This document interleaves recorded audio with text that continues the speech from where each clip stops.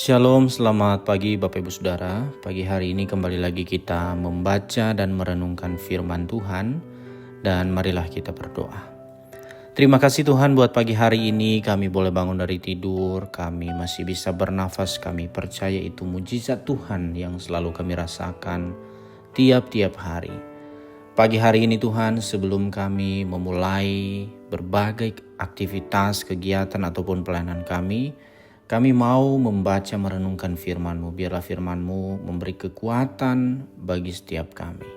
Terima kasih Tuhan, kami siap membaca dan merenungkan firman-Mu dalam nama Tuhan Yesus Kristus. Haleluya. Amin. Bapak Ibu Saudara, tema renungan kita pagi hari ini yaitu kuasa dalam persekutuan. Firman Tuhan terambil di dalam Kisah Para Rasul pasal 2 ayatnya yang ke-41. Orang-orang yang menerima perkataannya itu memberi diri dibaptis, dan pada hari itu jumlah mereka bertambah kira-kira 3.000 jiwa. Saudara-saudara yang dikasihi oleh Tuhan Yesus Kristus, apa yang menjadi kunci pertumbuhan gereja yang sehat dan benar? Bukan pada kejeniusan para pemimpin gereja mengelola dan mengembangkan gereja. Bukan pula pada kemampuan promosi program-program gereja yang menarik peminat dan simpatisan sehingga akhirnya mau menjadi anggota gereja. Kunci sukses gereja perdana sehingga setiap hari jumlah jemaat bertambah ada pada Tuhan sendiri. Tuhan menambahkan jumlah orang yang diselamatkan di ayat 47. Bagaimana caranya? Lewat kehidupan jemaat yang mau dipimpin oleh Tuhan. Jemaat yang mau bertekun dalam firman, yaitu pengajaran rasul-rasul dan bersumberkan pada pengajaran Yesus di ayat 42a. Ini hal yang paling utama Bapak Ibu Saudara. Firman Tuhan yang direnungkan setiap hari membawa perubahan hidup yang signifikan. Nah saudara, Roh Kudus mengubah hidup anak-anak Tuhan dari hidup yang bersifat egois menjadi hidup yang berorientasi pada Tuhan dan orang lain. Itu terlihat dari persekutuan yang terwujud di gereja perdana. Mereka bertekun dalam persekutuan dengan Tuhan, yaitu dengan memecahkan roti dan berdoa di rumah-rumah mereka secara bergiliran, ayat 42b. Dan ayat 46. Sesuai dengan perintah Tuhan.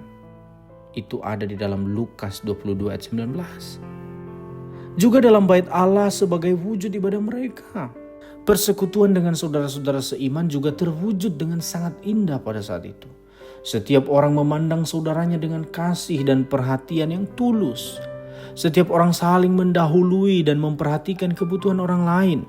Di ayat 44 sampai 45. Roh Kudus yang hadir di gereja perdana juga mau hadir dan berkarya di dalam gereja Tuhan masa kini, termasuk gereja PO Kemang Pratama. Maka pertanyaannya adalah, maukah kita dipimpin oleh Tuhan demi mewujudkan ciri-ciri gereja perdana ini? Maukah kita menundukkan diri pada otoritas firman Tuhan yang sanggup mengubah hati yang egois menjadi peduli pada orang lain? Saat kita mau diatur oleh Tuhan, kuasanya akan dengan leluasa bekerja, sehingga dunia melihat kesaksian kita. Oleh anugerahnya, mereka dimenangkan kepada Kristus dan menjadi anggota gereja Tuhan. Kita berdoa. Terima kasih untuk firman-Mu ya Tuhan. Kami diingatkan ya Tuhan pada pagi hari ini bahwa kami harus bersatu di dalam Engkau ya Tuhan. Sehingga dampak dari persatuan kami menyebabkan gereja Tuhan bertumbuh. Dan itulah kerinduan kami dan merupakan kerinduan-Mu bagi gereja PO Kemang Pratama. Tuhan tolong agar kami saling peduli, saling memperhatikan, saling tolong menolong satu dengan yang lain sehingga persatuan itu terwujud di gereja PO Kemang Pratama. Itu yang kami rindukan Tuhan. Biarlah hal-hal yang mementingkan diri sendiri, egoisme itu jauh-jauh dari kami. Tetapi kami memikirkan bagaimana kami peduli, bagaimana gereja ini mengalami persatuan. Maka Gereja Pokemon Pratama akan menjadi bertumbuh di dalam Engkau Tuhan. Tolong kami dalam melakukan firman-Mu. Kami akan masuk dalam berbagai aktivitas kegiatan hari ini, sertai dan pimpin setiap langkah kami dalam nama Tuhan Yesus Kristus. Haleluya. Amin.